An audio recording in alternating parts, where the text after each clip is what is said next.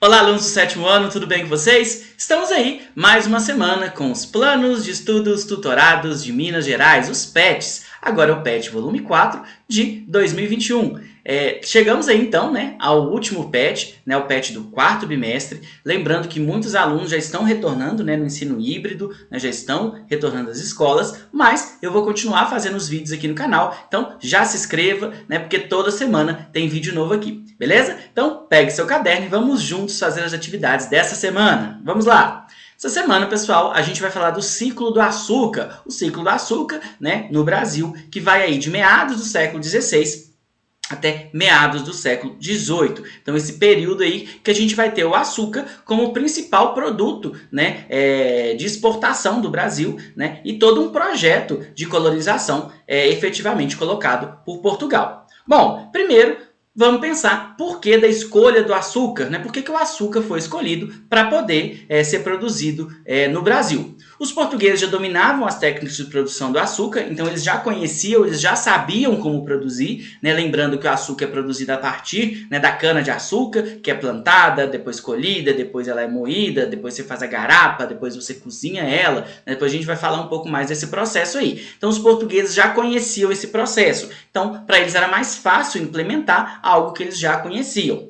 A alta lucratividade era um produto que gerava muita renda, era um produto que gerava muito dinheiro, porque era um produto caro, Então, como um produto caro, produzir ele valia muito a pena. O solo e clima favorável para o cultivo, principalmente no Nordeste. Então, a gente vai ver que essa relação de solo, clima, ela vai ser propícia para a produção de cana-de-açúcar, e a gente tem também o início de um projeto de colonização. A gente vê a coroa portuguesa percebendo que ela precisava implementar alguma atividade econômica, ela precisava implementar uma efetiva mudança de pessoas para cá, ela precisava trazer pessoas para o Brasil para que ela não corresse o risco de perder esse território para outras nações. Bom, o sistema adotado para a produção de cana-de-açúcar é o sistema que a gente chama de plantation. O que é o plantation? O sistema adotado no Nordeste é chamado de plantation, que consiste em 3 coisas. Então, o plantation tem 3 características. A primeira, monocultura, ou seja, o único produto cultivado era a cana-de-açúcar. Então, monocultura, uma cultura, porque você pega grandes propriedades de terra e você produz só um produto. A outra característica, a produção era voltada para a exportação. Então, você produz para vender para fora, para mandar para outros países. E também, a última característica aí, a mão de obra utilizada era mão de obra escrava, mão de obra de pessoas escravizadas. Então, essas são as 3 características da plantation: monocultura, destino à exportação e mão de obra escrava. Beleza? Então, sempre que vocês verem aí um sistema baseado na plantation, tem essas 3 características. Bom, e aí embaixo, olha só, as fazendas possuem uma estrutura que ficou conhecida como engenho. O engenho vai ser, toda essa estrutura montada para a produção do açúcar. O engenho não vai ser só a parte lá que produz o açúcar, não. Vai ser toda essa estrutura que dá apoio para ela. Aqui a gente tem uma imagem, inclusive é um conteúdo que a gente já viu em outros PETs, e a gente vê aí a casa grande, que é o local onde vivia o senhor de engenho e sua família. A gente vai ter também a senzala, onde que viviam os escravos, e a gente vai ter aí o engenho aqui, Aí a gente tem a moenda, a casa de purgar, a caldeira, a fornalha, e a gente tem a roça, o canavial, a capela, Então, toda essa estrutura, todas essas construções aí faziam parte do engenho, beleza? Bom, pessoal, agora vamos aí à parte que vocês mais gostam, Vamos às atividades, vamos lá! Explique por que os comerciantes iam até a África para buscar escravizados. Então, eu trouxe para vocês um trecho do próprio PET, olha só.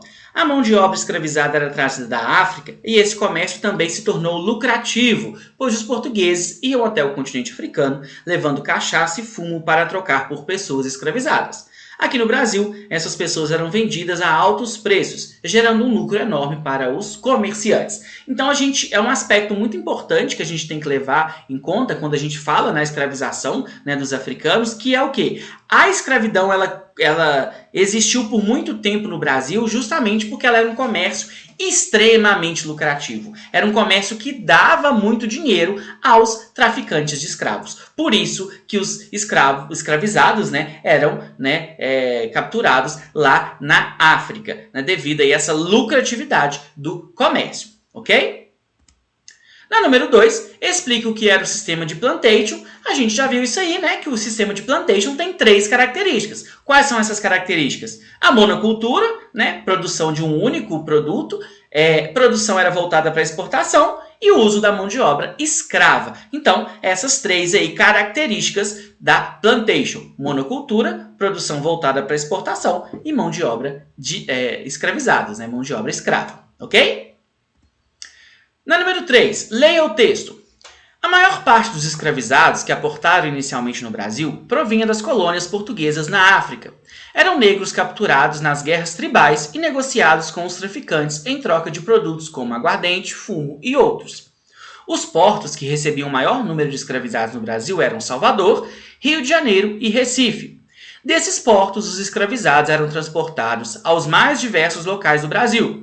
Algumas outras cidades recebiam escravizados vindos diretamente da África, como Belém, São Luís, Santos, Campos e outras. A venda dos escravizados vindos da África era feita em praça pública, através de leilões, mas o comércio de negros não se restringia à venda do produto do tráfico. Transações comerciais com escravizados eram comuns. Então, né, a gente tem esse texto aí falando sobre a escravização. Mais uma vez, é sempre importante a gente lembrar da violência que é a escravização das pessoas, né? Você retirar a pessoa do lugar que ela vive e você tratar ela como uma mercadoria que pode ser comprada, pode ser vendida, né? Pode ser trocada. Então, é uma violência muito grande, né, com as pessoas, e a gente sempre tentar não usar aí a palavra escravo, e sim pessoas escravizadas, né? Porque eles não eram escravos, eles estavam na situação de escravizados, né? Bom, na letra A gente tem uma pergunta igual, uma pergunta que a gente já fez no PET agora há pouco, olha só. Por que os portugueses iam para a África para buscar escravizados? A gente já respondeu essa aí, né? Porque era um comércio lucrativo, pois os portugueses iam até o continente africano levando cachaça e fumo para trocar por pessoas escravizadas. Aqui no Brasil, essas pessoas eram vendidas a altos preços, gerando um lucro enorme para os comerciantes. Então a gente tem aí, né, mais uma vez, essa pergunta de por que eles buscavam lá no continente africano esses escravizados. Porque era um comércio lucrativo, porque gerava muito dinheiro. B. Quais as consequências desse processo para a sociedade brasileira atual? Então, olha só, no período colonial se formou uma sociedade extremamente desigual, excludente, machista e racista. Os traços dessa sociedade, infelizmente, ainda estão presentes na sociedade brasileira atual. E essa é uma questão que a gente já comentou em outros PETs, né? Que a gente comentou aí sobre a sociedade do açúcar, a sociedade do ouro, também que eram extremamente excludentes, racistas e que, infelizmente, né, esses traços ainda permeiam a nossa sociedade. Explica o que eram os engenhos e como eles funcionavam, e aí eu trouxe um trecho do próprio PET de vocês, olha só. O açúcar era produzido em fazendas chamadas de engenho, que possuíam um grande espaço para a plantação, além da moenda, onde a cana era triturada, retirada da garapa e transformada em açúcar, através do cozimento. Após esse processo, o açúcar era colocado em sinos de madeira ou de barro, onde ficava por alguns dias. Então, esse aí, né, todo o processo de produção de açúcar. Então, você planta a cana, você colhe ela e depois você moe ela, você transforma ela numa garapa, né, um suco, né, você já deve ter tomado garapa aí com pastel em algum lugar, né, e depois você coloca, eles colocavam em grandes tachos e ficavam lá mexendo. A gente tem também um produto que sai dessa produção, que é a rapadura, né? E depois a gente tem o processo para o branqueamento do açúcar. Quanto mais branco o açúcar era, maior era o seu valor, ok? Bom, pessoal, as referências que eu utilizei aí. E é isso. Não se esqueça de se inscrever no canal, dar like nesse vídeo, comentar e compartilhar com os colegas de vocês. E comenta aqui embaixo o seu nome e a sua cidade para que eu possa mandar um salve aí no próximo vídeo. A gente tem aí alguns comentários, né, do último vídeo. A gente tem comentário aí do Iago, do Guilherme, da Nathalie, né, e da Adassa. Então, um abraço aí para todos vocês e até a próxima. Valeu!